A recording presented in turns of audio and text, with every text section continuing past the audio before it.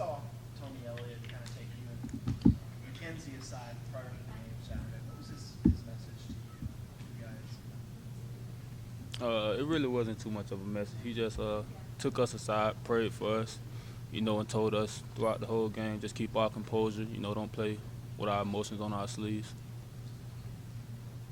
Jayron, you grew up in the shadow hearing about the U and all that. Is it sunk into you what you guys did down there?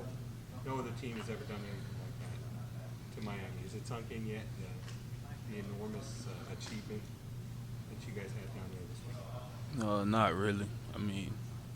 At this point right now, I just look at it as another football game. It's another victory for this team, and we're just continuing on our quest to do something special here. I really don't put too much into it. Just a great team win for us. Do you take any pride, though, in knowing that was the most lopsided loss in Miami history? It gives us confidence, but it doesn't outweigh any victory we had this year. A win is a win, so we're gonna take it however it comes.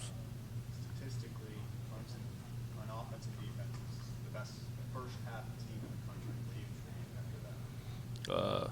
That's pretty good, but I feel like we need to achieve more than that. Instead of being the best first half team, why not be just the best team period throughout the whole game, throughout all 4 quarters?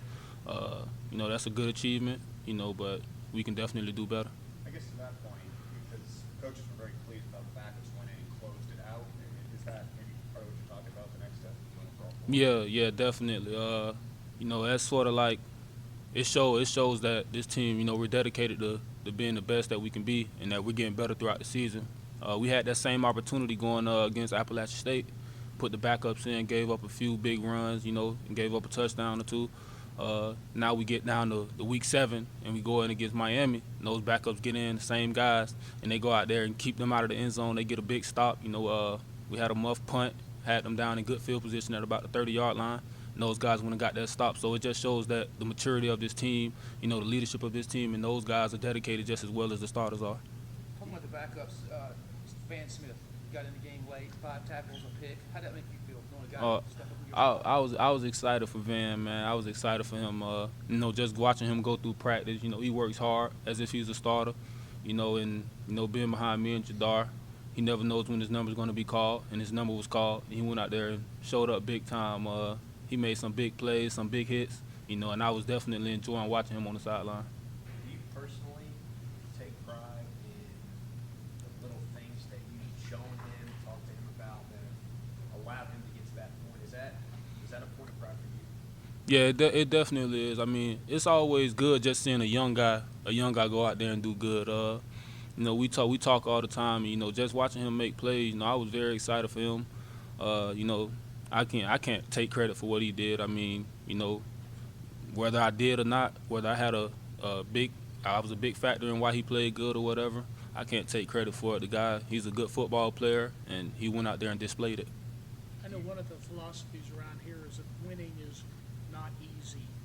Just winning a game is not easy. Shutouts are even harder. Is that as close to perfection as you guys have played? This year it definitely is. That's right along with the game we had against NC State last year. It was big for the whole entire team. The offense was clicking, the defense went out there and played good, and it was our backups, on the offensive side of the ball and the defensive side of the ball showed up and played good. Special teams played good, contributed. We won all 3 phases of the game. You guys always talk about getting better each week. Are there things you can do even better than you did on Saturday? Oh, it's definitely a few things we can do better than we did Saturday. Just from the defensive side of the ball, we left a few plays out of there. From the starters and the backups, had guys drop picks, miss sacks, things like that. So I definitely feel like it's things we can always get better at, just things we can top on the back end, a few coverage mistakes, a few gaps that were open when they got big runs. So it's definitely a way we can get better. But it definitely was a good team win for us. As a leader on this team, what are some things you've done to help keep this team focused? It's been a big deal. You guys have come out and been so consistent all year. What have you done to help miles and one with the goal line? Well, I just try my best to come out every day and just have a positive attitude, and just let the guys know that, we can only get better throughout the season. We get worse, and that's when we become one of those teams that lose to someone we shouldn't lose to. Just keeping guys on edge, and just always being that guy that anybody can come to, because I'm going to give my all, and just talk to them and let them know that they have to give their all, for us to be the best team that we can be. So I just go through, and I'm excited on the sideline. I'm cheering guys on offense. I'm cheering guys on defense, the backups and things like that. I'm just bringing that excitement to the game, that enjoyment, and I just love watching our guys do what they do. There was a lot of talk about the loss of leadership, but how has this group as a whole done with that and keeping guys focused? I think we've done pretty good. We're not letting guys get complacent. We stand on top of guys. We're holding guys accountable. Whether we're up 42-0 and we give up a touchdown, we're still holding guys accountable, and we're getting on guys, because every time we go in the game, we want that shutout. So when we get a big lead, we're going to keep our foot on their throat, and we want when the backups get in to keep their foot on their throat too. And they did that Saturday, and that's just it's excitement, like I said before. A lot of times when the discussion about elite programs, playoff teams, and all that, it goes to what are the big games they've won, what are the big name teams they beat. Winning 35 straight against unranked, you just said it a minute ago about not losing to someone you shouldn't lose to. Is that something that maybe people should be even prouder of within the program? Yeah, definitely. When you go out there and a team that you're a fan, and you go out there and you're playing a team that you're superior, you're way better than that team, and your guys should take care of business. We're not letting the fans down in that aspect, and I feel like that's something to be very proud of. You got teams who's going out there in top 5 teams and losing to unranked teams. Coach Sweeney pushes that, and let's win the games that we're supposed to win, and I think in the past 3 years we've been doing that. I think the last loss to an unranked team was 2011. It was actually NC State. Yeah, we're definitely not going to have that this year, but it's just that thing Coach Sweeney pushes, and right now, guys, this culture that we have around here, guys are picking up on it, and we're just running with it. Coach has talked about that 2011 game yet? Nah, he hasn't talked about it. I'm pretty sure he will, and that'll just make us go even harder when we get out there on Saturday. Whenever you read about this defense or see something on TV, they always talk about last year, drop-off, leadership. Is it time for all that to stop and this defense to stand on its own? Yeah, it definitely is time for that to stop. We're going out there and we're making plays in 2015 season. 2014 season was a great season for us, and we're trying to make 2015 even better. I know it's different units, but the way Deshaun handles himself, the preparation, the humble demeanor, does that carry over to the defense as well, since he's kind of the main guy as the quarterback of the team? I wouldn't say that, but I would say that the energy they bring, we pick up on that energy. I feel like they went out there first and put up 7 points, and that energy just transferred over there to the defense, and we went out there and did what we had to do. I think that's something that we do pretty well here. Whoever goes out first, they set the tone for the game, and everyone else just picks up on that tone. So, I feel like that's a pretty good thing. And however Deshaun goes out, if Deshaun comes out first and he's composed and he's going out there and he's making great throws and we're moving the ball, then you can count on the defense to play real good. Brett Kaya only had 1 interception. Y'all picked him off on the opening drive. Jacoby Brissett came close to setting an ACC record for pass attempts without an interception. As a secondary, is that something you get excited about in the preceding week when you're about to face a quarterback who doesn't throw interceptions and embrace that challenge of picking them off? Yeah, that is. But watching Brad Kaya last week through film, we seen he only had 1 interception, but we seen that it was like 6 interceptions dropped. Getting to the film with Jacoby Brissett, I can't say I've seen the same thing. He's taking care of the ball pretty good. The throws he makes is one-on-one guys, and the defensive guys are not getting their hands on the ball. I couldn't say that for Brad Kaya. So this should be a pretty good task for us, on the defensive side of the ball, especially in the back end, the back 7. Guys, I just hope Jacoby gives us a chance to get our hands on some of them. What you did to him last year, being, going off of that last year, you guys just shut him down. That just came from preparation. Guys doing what they had to do, guys knowing their job, guys being prepared. You know, with this, we're coming in the same way. We're gonna attack the film, see weaknesses that they have in their offense, and we're gonna attack those guys.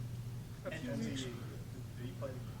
Mackenzie's played him better this year, last year, about the same. I definitely feel like his play this year has been better. He's been shutting down one whole side of the field. I actually hate that I'm on that side of the field. They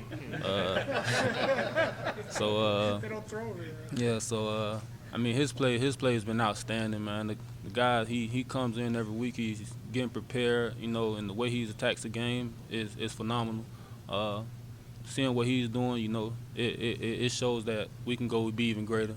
You know, they're not attacking him right now, but I'm pretty sure that's not going to be like that throughout this long course of this season. So he's going to be prepared for it. We're going to be prepared for it, and Coach V is going to put us in the best call to go make the best plays. The guy on the other side of Mackenzie's obviously seeing a lot more action. Is Tankersley maybe underrated? Is he not getting enough credit for the job he's done? Oh, he's definitely underrated. Cordreza, he's a great player. As you said, they're trying to attack him, but it's obviously not working for him. So leaving McKenzie on the island, not attacking him and attacking him is not benefiting. They're not benefiting from it. So I don't know what to tell anybody going up against us. Right now, we're just clicking on all cylinders. We have great guys all over the defense. We have guys like Shaq, Kevin Dodd. You know, you got Ben Bower, BJ, TJ at safety, back deep over Cordray. I mean, we're just playing good defense right now. We're going to continue to do that with Coach V pushing us. A few weeks ago, you were a little bothered by a perceived lack of respect for this team. Do you think that that's changed, that it's turned around, and that you're receiving appropriate respect? I believe we're receiving some respect, you know, from some people. But just like I said, we can't let that get to our head. We're going to go and attack every game like we're that same ranked 12 team going up against Notre Dame and everybody's doubting us. So I feel like we just got to, you know, we got to stay the course, you know, and just keep doing what we've been doing this far through the season. So it's good to play with just maybe a little bit of a chip on your shoulder all the time? Yeah, it definitely is always. I mean, when you're not playing with that chip on your shoulder, you know, you get caught off guard. Right now, we're not trying to get caught off guard by anybody, no matter who we're going up against. We see them as somebody who can beat us. Coach Sweeney's tells us that every week. They're capable of beating us. Anybody's capable of beating us. It's college football. We just watched Florida State lose to an unranked Georgia Tech team who had, I think, like 3 losses. So it definitely just shows that anybody's capable of beating you on any given day. So we have to come out there with that chip on our shoulder and attack the game like we're going to get up against ranked 1 Ohio State. NC State's offense had 4 touchdowns and 50-plus yards on Saturday. Do you guys have to put extra emphasis on not giving up big plays this week? Yeah, we always put emphasis on that. We don't want to give up those chunk plays. If you're going to drive down the field and score on us, we want to make you earn every bit of it. You know, we can't give up those 30-yard bombs. You know, we can't have mistakes on the defense where guys are running wide open. We always put emphasis on stopping those chunk plays and just making guys earn everything they get. Surprisingly, no player was named ACC Player of the Week by, on the offense or the defense. What does that kind of say about the team performance as a whole on Saturday?